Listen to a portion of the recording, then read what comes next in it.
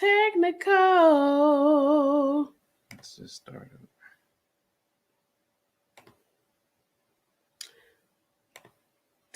Technical. Okay.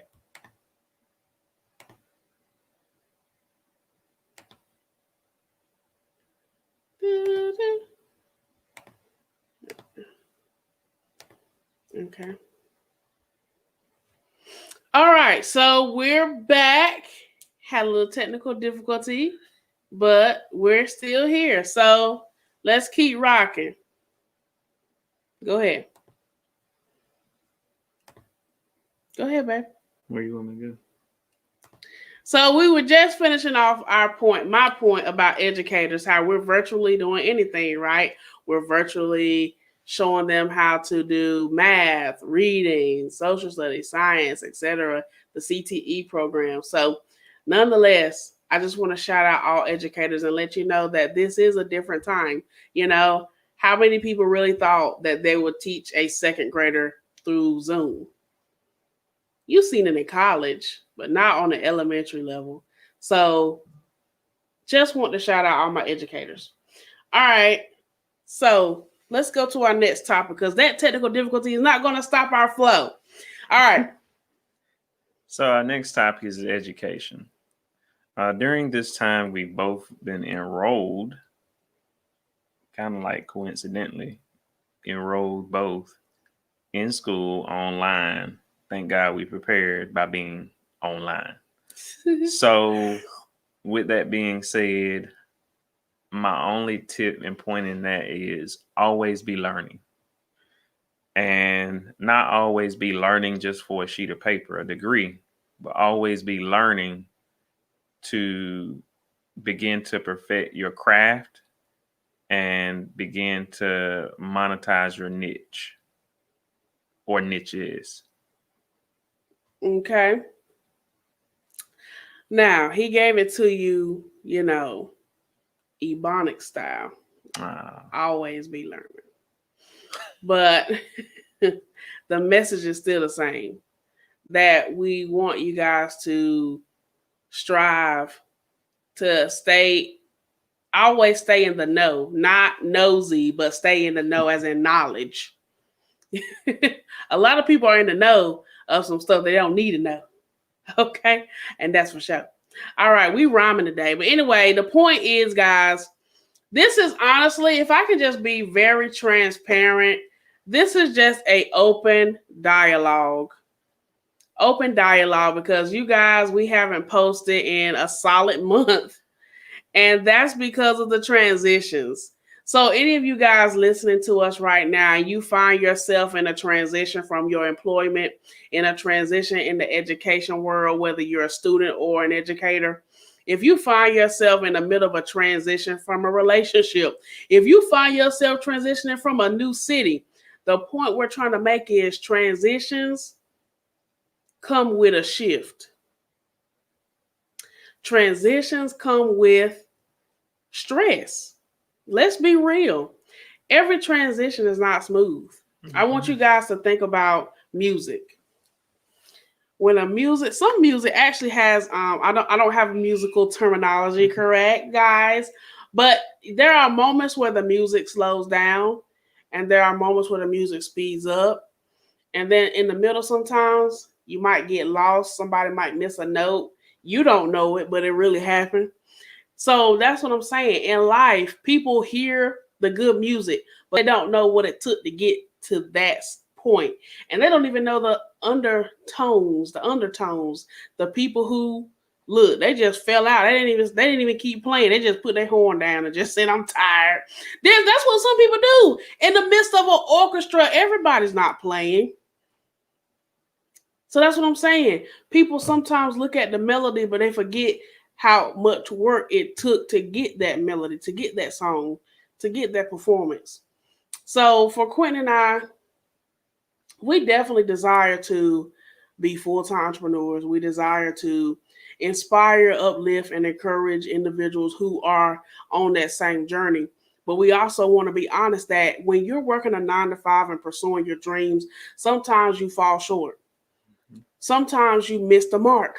Sometimes you take a whole hiatus and you didn't even mean to.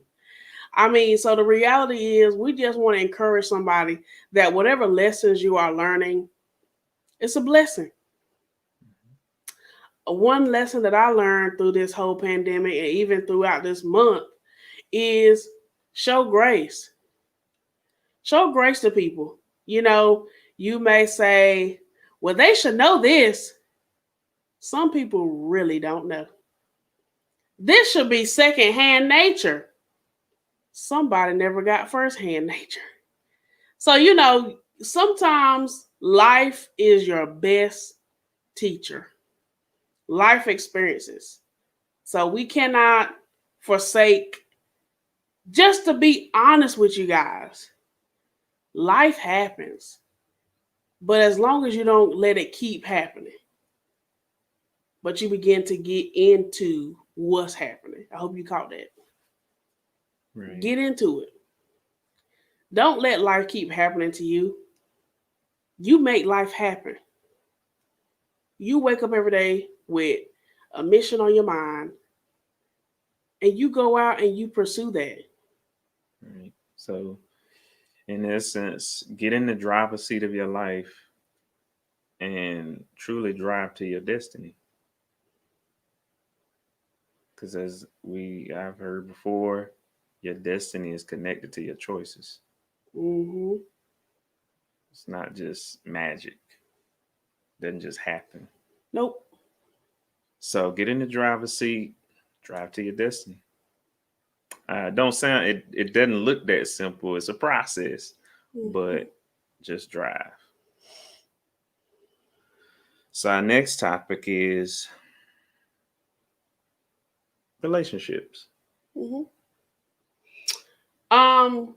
Something about relationships.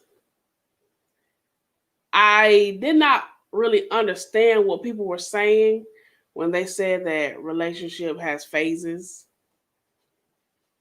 But now that I'm teaching this particular lesson to the kids, I'm realizing that every family has a stage, which means if the family has a stage, the individual relationships have a stage. Hence why, you know, the child may be at the walking stage. The child is at the talking stage. So think about that in relationships. You begin to walk with somebody. You begin to talk with somebody. In essence, you grow together to the point that you get married. Then you go to the next level of having children, etc. So I guess our point for the relationship category is anybody, whether you're dating, even if you're single right now, don't rush it. Don't rush. That was a big challenge, but that's real. Don't rush. Don't rush. God's timing is perfect. And I know when you single and Brianna sit beside her husband, you like, Bree, please. You're married now. But honey, I was in your boat. I was in your shoes. I was like you. Girl, hush. But it's real. You gotta wait. When you rush, you end up making mistakes and you miss the stage. Had Quentin and I rushed to the marriage stage, we wouldn't have been perfected. The stuff wouldn't have been chiseled off. There's some, come on, ladies, there's some layers. And I know men too, but I'm speaking to the ladies. Ladies, you have to shed some layers. Okay? If you want to take this biblically, Elizabeth had to get purified. She had to go through a purification process before she was actually presentable. There are some things inside of us as women that we have to let go of, and some things we got to pick up in order to be prepared for marriage. So what I'm telling singles and what I'm telling dating women is to not rush. Now, what I'm telling married women, and I'm coming from a 1-year-old marriage, is grow. All these stages you're growing, right? You're growing from single to dating to married. That's all growth. But I'm telling the married woman, grow with your partner. Grow together. so you don't grow apart. Grow together. You know, there's going to be a stage where the husband's going to be here and the wife got to catch up. That's what it's called. Or the wife is here, the husband got to catch up. There's moments where a partner is a little higher than the other. But that's why I said grow together. Help that person get up to that point. Okay? That's just coming from a 1-year-old. I'm sure if you talk to a 20-year-old or a 50-year-old marriage, they will tell you some more stuff. But from a 1-year-old, grow with your partner. Because honestly, that first year is literally learning each other on a personal, very intimate and personal level. So that's why I say grow together so that you don't grow apart. Yeah, definitely agree. You'll either grow or you won't grow and it won't last. So, in essence, you have to be willing to put the work in the relationship. Mm-hmm. It's constant work. When people tell you guys that, it's so real. Yeah, because you have to let a lot of yourself go. The things you used to do, Mm-hmm. you can't operate exactly. You still have your individuality, but you can't operate just as self. Right. You have to learn to be selfless. Mm-hmm. So it's a give and take type of thing in a relationship. We not experts, but just from our 1 year, there was a lot of compromise and there was a lot of pull and tug. There was a lot of like, you not gonna change my mind. I grew up like this. Da, da, da, da, da. It can be like that in the beginning because you have to learn the patterns of the person. You have to learn how to adapt. Okay, you have to learn we both see things differently, but how can we come together as one Mm-hmm. and make it work? Mm-hmm. And to flip the script and talk about friendships, what I have learned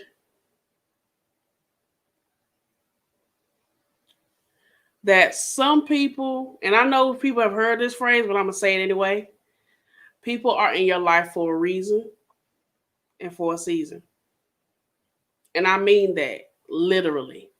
Some people literally came to your life just to get on your nerves. But getting on your nerves is going to help you to change a particular area that had that person not come in your life, you would not have changed. So, and again, going back to the reason and a season. I say season because seasons have time frames. And so you may think of an individual as a lifelong friend when they was just for the summer. Mm-hmm. They were just for the winter. They were just because you work at the same job. Can I get specific? It was just because you guys had went to a family function. But now, what is the connecting factor? You see what I'm saying? If you don't make a connection, it's just for a season. That's what I'm trying to say. The connection is just for a season. So don't get caught up on titles. Well, I thought we was this. Friendships, relationships, some of those things are just for a season. And some relationships, friendships, and speaking about that, they are friendships, but there comes a period in time where you may have to be distanced. Sometimes distance is necessary. Sometimes distance is necessary for a whole lot of different reasons. Spiritually, just trying to pursue what you're trying to pursue in life. I ain't got nothing against nobody, but I got to be focused. I got to be driven. I got to be on target. Because what I do is what will is the legacy that I'm creating for my children, our children. And if you're not working on that and you're so caught up and consumed with everything else, then it's going to be kind of a flip-floppy legacy. And nobody wants a flip-floppy legacy. We all have had some type of struggle. Some may be financial. Some have had to come up hard. Some have had all the financial support that they could have, but that internal support wasn't there. Like, right, that emotional. Yeah, right. So everybody's story looked different. Totally. But you have to learn how to support a person through their distance period. Right. Don't take it personal. Don't take it personal. As we learned our new word, sometimes you got to pivot in life. Because if you don't pivot, you're going to go right into the danger zone. Yes. So it's necessary that, you learn how to not take things so personal, but look at the big picture. That's right. Communicate and look at the big picture. If you're friends, you should be able to be honest. Yes. And it shouldn't be like, wearing your feelings on your sleeve. Like, you shouldn't get so caught up in self. If you're real friends, you shouldn't get so caught up in self that you miss the whole picture. And the last point I want to make to the friendship relationship category is always be true to yourself. Because a lot of times when we talk about friendships and relationships, we miss the relationship with ourselves. We miss that we, I, Brianna, am important. What I want is important too. If I want to go to X location, that's to help my self-care. That's to help me grow as a woman, as an individual. So we cannot forsake self for others. Yes, we are told to be selfless. We are told to do unto others as we would want done unto us. We are told to, love your neighbor as Christ loved the church, But at the same time, all that love, all that giving, you got to put it in you too. So don't forsake yourself. In all this relationship talk, friendship talk, please be true to you and take care of you. Because once you gone, that's all of you. That's all, folks, as they used to say in my cartoon. So that's my little tidbit for that. Whew. So the next part is finances.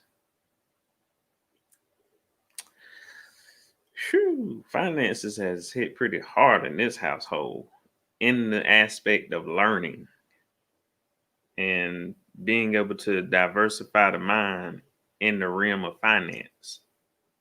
Based on what I mean by diversify is not sticking to only what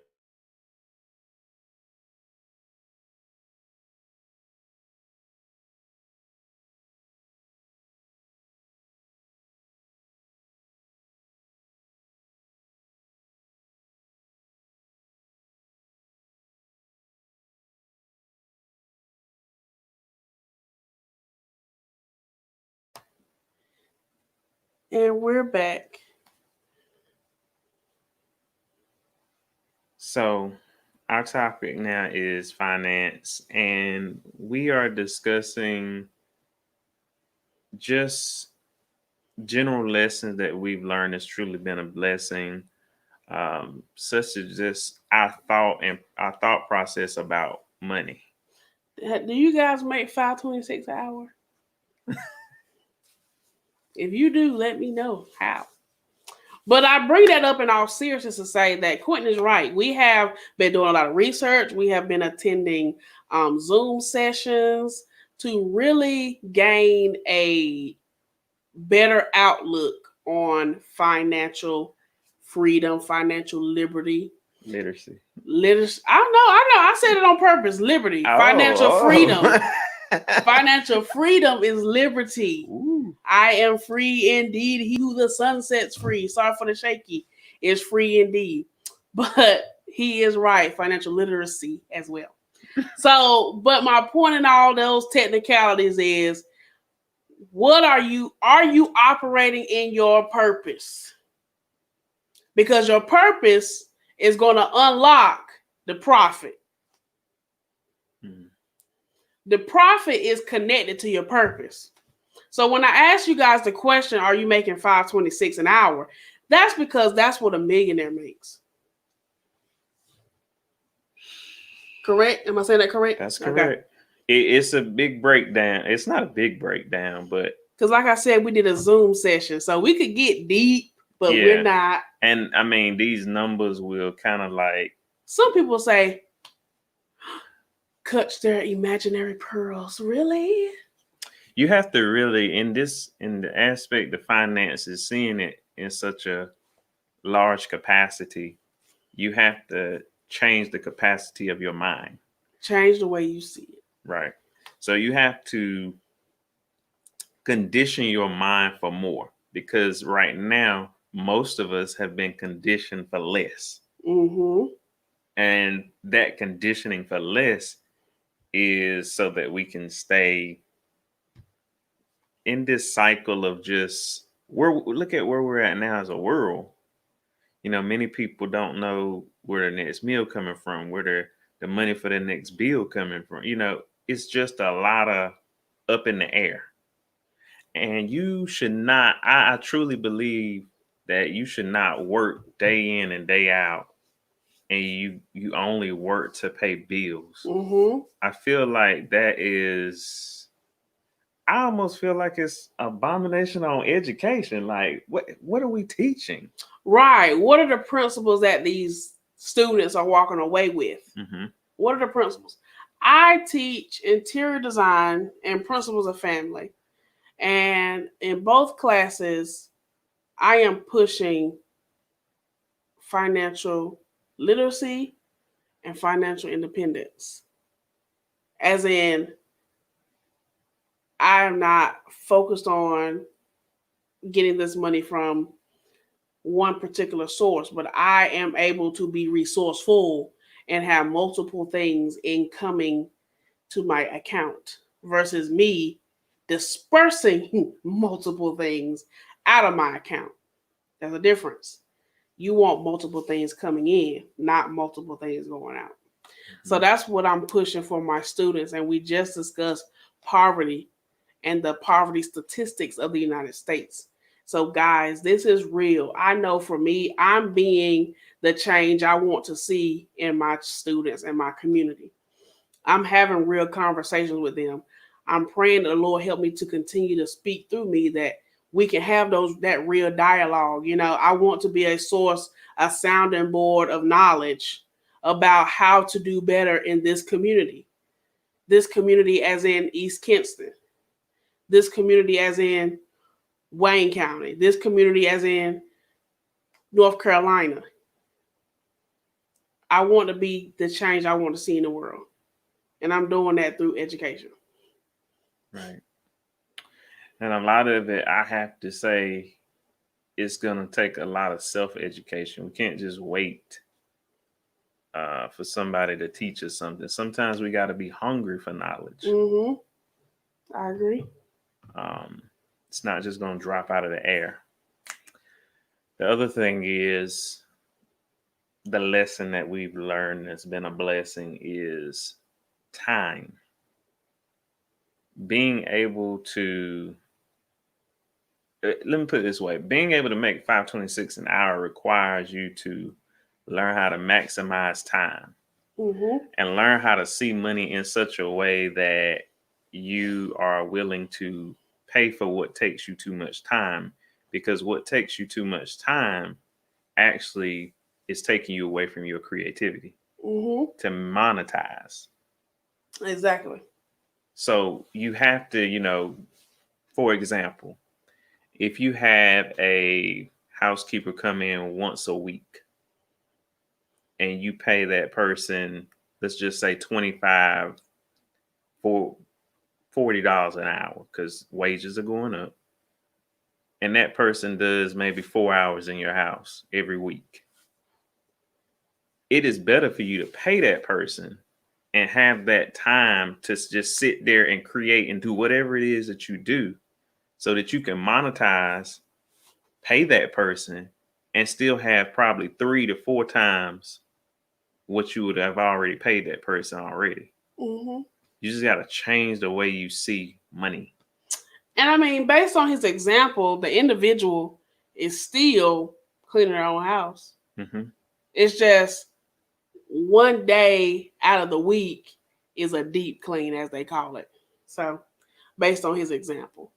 And I think the more you grow, the more time it takes to create all these different streams and things you're trying to do. Mm-hmm. So you just have to be willing to spend, and that was just one example, but you have to be willing to spend money to make money. You have to be willing to spend to get your car detailed versus you taking an hour and a half to detail it. Yeah. There are certain things that women have learned in the pandemic, like their nails, their hair. And there are certain things that, honey, you still gonna call Sally. Come do my hair, Sally. But what I like about the pandemic is it has taught us all to a degree to learn how to be self-sufficient. Now that's very true. Very true. So with being self-sufficient, that means being self-sufficient in everything. Your income, Mm-hmm. how your children learn, how your household receives and really regurgitates the knowledge. Mm-hmm. Being well-rounded overall. There's some things that in these last couple of months, it's an unfortunate situation, but I've really gained a lot of lessons through this time. Right. Despite what it looks like. Jesus will work it out. Yeah. And sometimes you just got to be willing to find the win in any situation. There you go. Because the same way you could find the L is the same way you could find the win. So that's our question to you guys before we close out.